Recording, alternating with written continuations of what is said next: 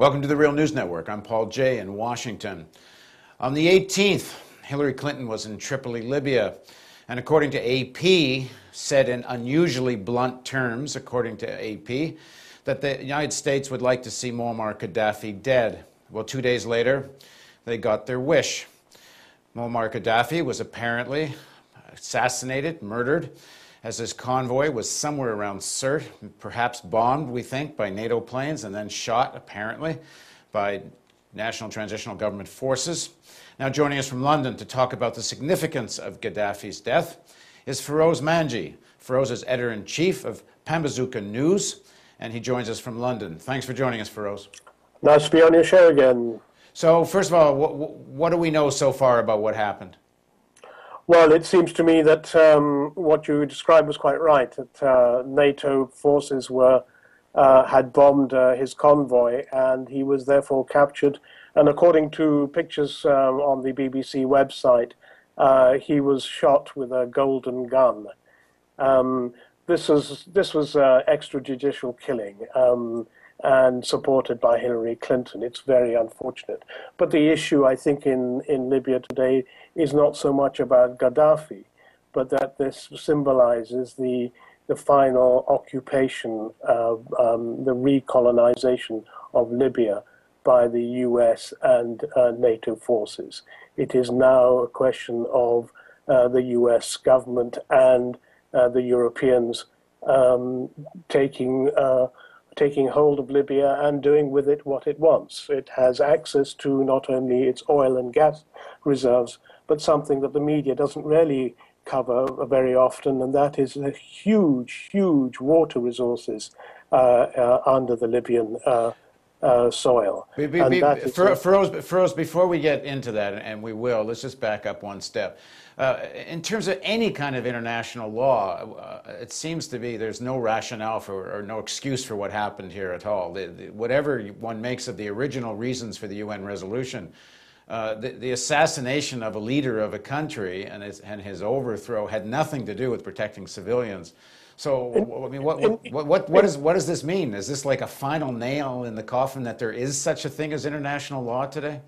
I think it's a blunt admission by the US that this was about regime change and not about protecting any civilians. It may have been that the initial excuse was one of protecting those in Benghazi who had real cause for fear, but in reality, this has been turned into, and it is a breach of the UN regulations. It is a regime change operation. It is not so much the National Transitional Government which has been running it. It has been essentially a NATO and US operation. Now, we did a story a couple of months ago, actually, about the difference or the contradiction between the French and the U.S. on one side and the Italians and the Russians on the other in terms of the scramble for Libyan oil. There was an oil deal. Eni was called, in a WikiLeaks piece, a stalking horse, Eni being the Italian oil company, a stalking horse for Gazprom. And the U.S. wanted to block the Russians from getting Libyan oil fields. I mean, to what extent is this about Gaddafi wasn't playing ball, or who wasn't he playing ball with? Because to a large extent he was playing ball. Yeah. On the other hand, what do they get now except it seems a very chaotic situation. So what does all this achieve for anybody? Well, indeed, I think it's a very good question. I mean, I think they have created a situation which is going to be continually chaotic. They are after, there is a competition for access to the very, very rich oil reserves and gas reserves in Libya. But, you know, it's not unusual that there are inter-imperialist rivalries between the different factions of empire. But one thing is very clear, this is a very good demonstration that when it comes to the crunch, they are able to act together and act in solidarity. What we have seen is an imperial solidarity which has taken over Libya.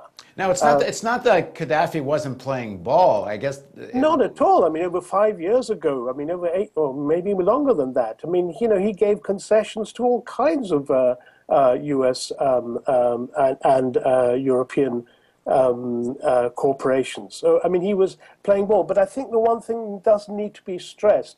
I think that Gaddafi's principal crime, at least in relation to how, from the perspective of empire, his major crime was that he refused to take any loans. He refused to have any debts. And, you know, you can't be a part of the international club if you don't get yourself in hock to the IMF and the World Bank and to the corporations.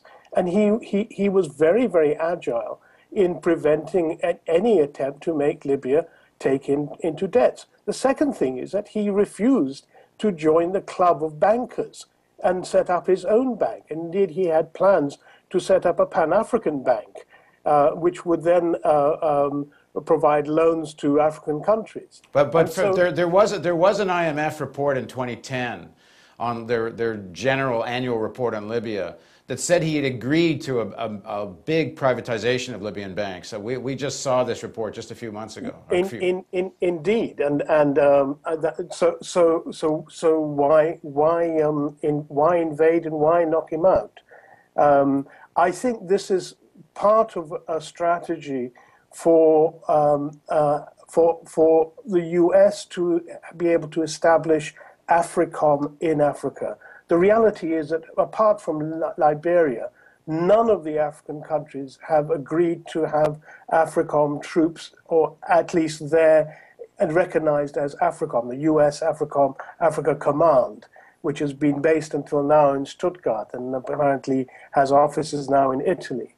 But now it is quite clear that Africom will move into Libya. There's going to be no opposition to Africom doing that. You think?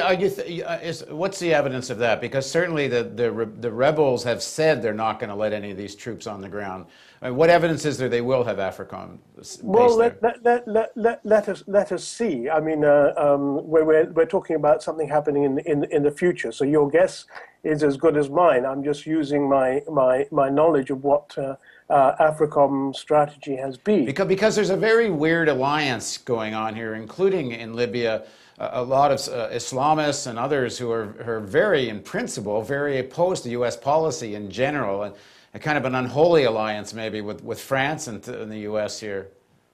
Well, I think I think that will play out. But I mean, we have to also set the context. I mean, you know, this is happening in a period where the European euro is about to disappear up its own orifice.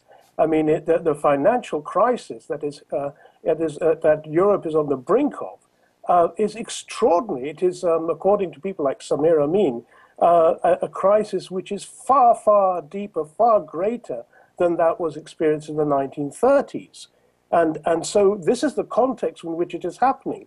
And the Germans are desperately trying to find a way to stop Greece imploding and taking the euro down. Right. And the banks in France are all going under as well.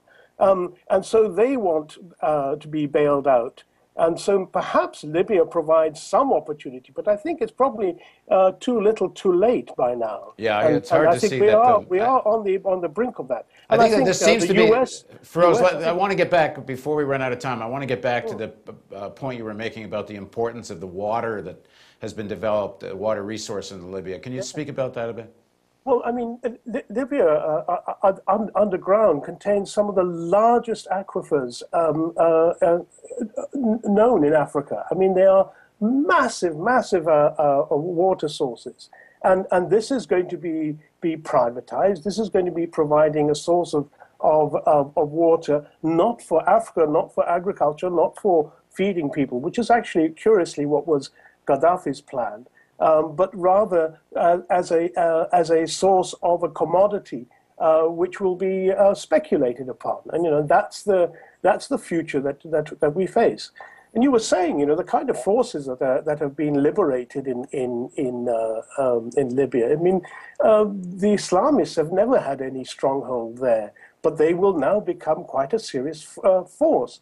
I'm not sure I agree with your characterization that the Islamists are necessarily opposed to the US. I mean, look at what's happening in Egypt. The Muslim Brotherhood is cozying up to the US very well there. But the particular players in Libya have a history of that, but I guess we'll see.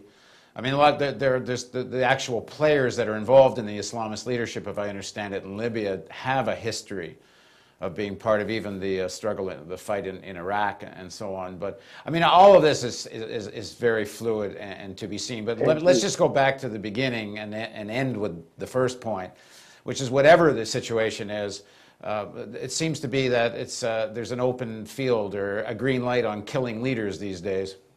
It seems so, and I think more seriously, what we have open season on is that I think the U.S. strategy is to benefit from creating destabilized states, which are chaotic and allows, which means that there is no central government which can control anything. And we've seen this happen in Somalia. We've seen it happen in the DRC. We've seen it happening now in Libya. And I think, that is part of a strategy to create destabilized situations, which allows, therefore, a justification for military intervention, as we've just seen in Uganda. We probably will see that happening, that spreading within Sudan and unfortunately in South Sudan as well. So the future on that side doesn't look good. But Paul, let me just say, the other context is not just the Eurozone disappearing, but the fact that we have 951 cities across the world, where in 86 countries, where there have been mass mobilizations and solidarity actions around the occupying of Wall Street. I mean, this is extraordinary. This has never, ever happened before. And people organizing around the question of, the 99% suffer and the 1% benefit. And I think, we have to look at it in that context as well. And I think, this is, in a sense, Libya is paying the price for these mobilizations. So I think there's hope as well as some despair in what is happening. Thanks very much for joining us, Feroz. Thank you. And thank you for joining us on the Real News Network.